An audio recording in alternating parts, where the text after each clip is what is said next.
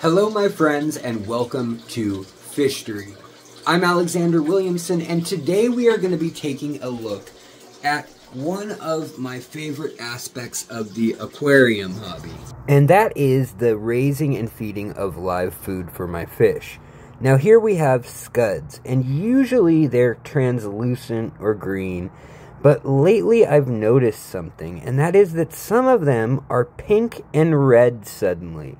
I have an interesting morph going on, just naturally occurring randomly in my aquarium where I raise these little morsels for my fish. They are ideal food for picky eating fish, and they also introduce protein and all sorts of good nutrients like color enhancing compounds. So I thought to myself, could I raise all red scuds? But first I needed to make sure that they weren't turning pink or red just because of the food I was feeding them, because I do put fish food and leftovers in there from time to time. So I looked at them closely and I set aside all the ones that had any sort of pink or rosy hue at all, put them in a tank where they ate only the algae and the plant matter that was in there, and bacteria and whatever else they eat, and I was able to end up with a kind of pink or rosy colored scud. Now, this shows you that the carotenoids actually do have a pretty big impact on color, but it's not the same as the bright red few that I was seeing. But nevertheless, I waited and I tried feeding them or not feeding them and comparing what I got color-wise. And at the end, I figured I'd cut off the color food feeding and I'd just select the ones with the best pink color and set them aside for later. Now, in order to get these beautiful bright red hues on an arc pencilfish or a coral pencilfish, it requires giving them a proper diet full of carotenoids and astaxanthins, which are compounds found in nature that naturally produce a vivid red, orange, yellow, and sometimes even mahogany or deep purple hue. Okay, alright, past me. I hope I'm not too late. Are you going on and on about all the things that you are culturing as live food and how you want to use astaxanthin and lycopene and all these other color enhancing carotenoids to make super red krill, and then you're gonna feed it to your fish or something? You going on about that? Well, tell them to stay tuned to the end then, because future me learned something that kind of invalidates everything that you've been doing. I've been doing. We've been doing. Just watch till the end. But wait a minute, Alex. What even is a scud? Hold up. A scud is a small microcrustacean or amphipod, and these are them. These are Gomeris, that is the genus, and Pulex is the name of the species that we usually see in the hobby. Now, there are other species that are common in the hobby, but this is going to be the most common. They usually come as clear or green little scuds. Sometimes they have kind of a yellow color to them. These ones I've set aside because all of these actually have more melanin, or they have more carotenoids, which means the chemicals that are in carrots, yes, but the chemicals that are found in the color enhancing products for fish. So when you buy color enhancing food, it's because they've extracted it from something like krill or, these creatures right here. So I decided, why not select the ones that are the most pigmented and set them aside and get them to spawn, while having the ones that are translucent cold, and just feed all those to my fish for now. And what I've been left with is a group that's quite a bit darker, and in some cases they even trend towards red when you see them in the right lighting, or a lavender color, and I'm hoping that this will also help add it to the food chain and add it to the diet of the fish. As well as that, it also hopefully will have a good amount of protein and other nutrients. There's actually facts for Gomeris pulex online about what their nutrient content is, and while Daphnia and baby brine shrimp are technically better, as well as krill, The only one of those things that can be kept in your aquarium setup or your fish room would be the Daphnia, and Daphnia monea are the ones that are usually kept.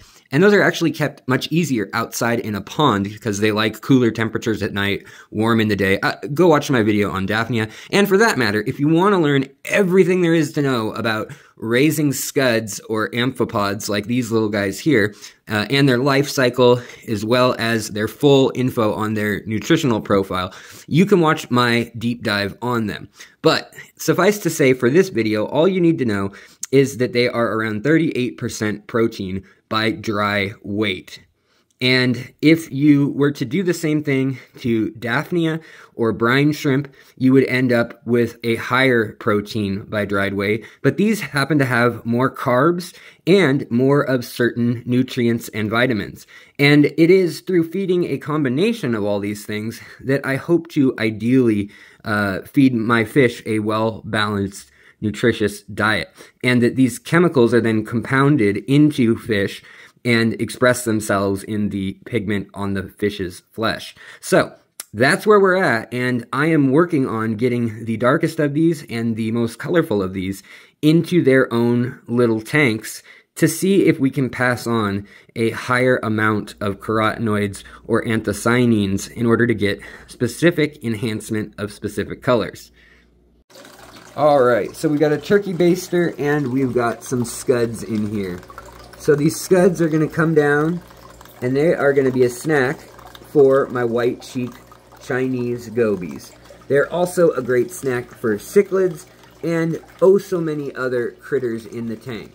And let me just show you my daily ritual. So, we'll go back to them munching in one sec, but what I do is I take any little bits and pieces in the tank that are in areas that I want to look pristine.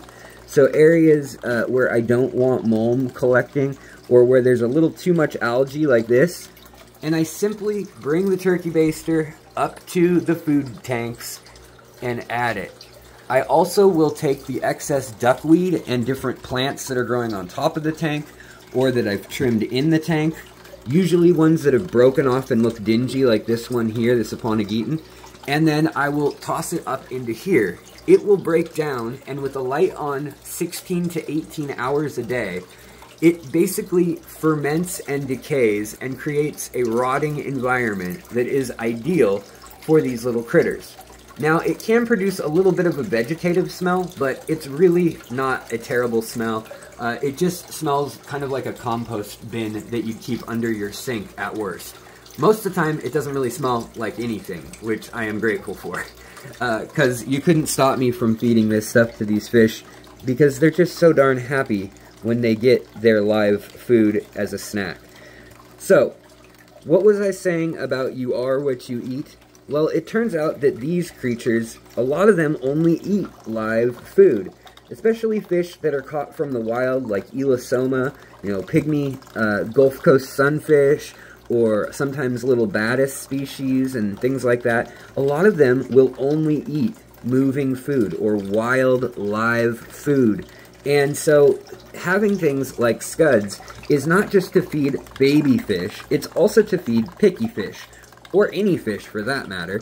And here we are about 10 weeks into this process where we've actually got some color into the little critters we're feeding, and I've been selecting for more and more colorful ones. One, because it's easier for the fish to see and eat so they don't then disappear, and two, because, I don't know, it's just a process. It's a project that I find interesting. But I am curious if they will have traits like Neocaridina shrimp, and I'll be able to pass on that bright, more colorful sign, and if that's associated with genes that carry more intense production of those chemicals like lycopene, anthocyanins, whatever it may be that's causing that vivid pigment in the little organism. Can we pass that on through the food chain? That is the real question, and I'm really excited about it. Okay, guys, so I figured out what Future Me was talking about, and that is that you can just go to the store and buy any of the anthocyanins. You can buy those chemicals on their own. So it doesn't really matter if krill has more or if this or that has more, because you can just mix it in with your food. Now, I still think it's a good way to color up young fish. You can feed that to baby brine shrimp or to whatever you're feeding. But what's more important is that they're healthy in general, so that they have the nutrients overall, kind of like a daily general vitamin. And not so much that they have the color enhancer. In fact, the color enhancer, astaxanthin, is such a powerful color enhancer, as well as lycopene, that they're good, they're important, they're needed all throughout the body in small amounts in humans or creatures. But in high amounts, it's actually toxic to the body. And so there's actually limits in the EU that limit how much color enhancing product can be put into even ornamental fish food, let alone consumer or edible aquacultural foods or any foods. So things like salmon or trout that a lot of times turns this kind of pale, like clear white color when the muscle tissue hasn't had access to things like krill and zooplankton out in the wild. They actually substitute a version of that in the farms, and they feed them it, and you can see the difference. I mean, wow. I mean, so it's definitely more attractive to give somebody a fillet that looks like that than one that is white and gelatinous looking when raw. But the whole point being is there's a limit to it. It's toxic, so really we don't want to be doing this crazy overboard, but this is still a fun experiment and a holistic way to incorporate the food chain and understand both the biology and the physics of light and the chemistry of what's going on as well into your hobby. And so in that note, it's not a total failure, it's still interesting, but I see why future me wanted to put this disclaimer in there, because somebody's going to be in the comments that didn't make it this far, and they're going to be like, well, I just buy it at the store and it's 100 times stronger than in your scuds. So there's that. You could do that, but you'd poison the scuds and or your fish eventually. Your fish bioaccumulate it more than the scuds. So even small amounts in low levels of the trophic food pyramid, so whatever's at the bottom gets eaten by bigger fish, and then bigger fish eat those fish, and then the biggest fish eat those fish. Well, they're concentrating whatever's in the liver or skin or whatever chemicals have been concentrated in those fish or those items of food, whether it's algae or bacteria or scuds or minnows, and they're then going to be made of that themselves. So that's why you have to be careful as well with humans being high up in that food chain process. You don't want to be consuming massive amounts of it, but you do need some of it, obviously. And so overall, health is probably a more important metric. Now, arguably in ornamental fish, you may only care about how they look, and maybe you don't care if they live 5 years rather than 7 or whatever, at the cost of them being more red. But I just wanted to throw all this information in there, just to throw a wrench and undo everything that I was talking about in this video, and perhaps I won't continue with my whole breeding project. But it was fun while it lasted, and it's interesting stuff nonetheless. Thank you so much for watching, and I guess I'll see you on the next Fishery, where the truth is more important than my crazy idea for a video. I'll see you guys later. Bye.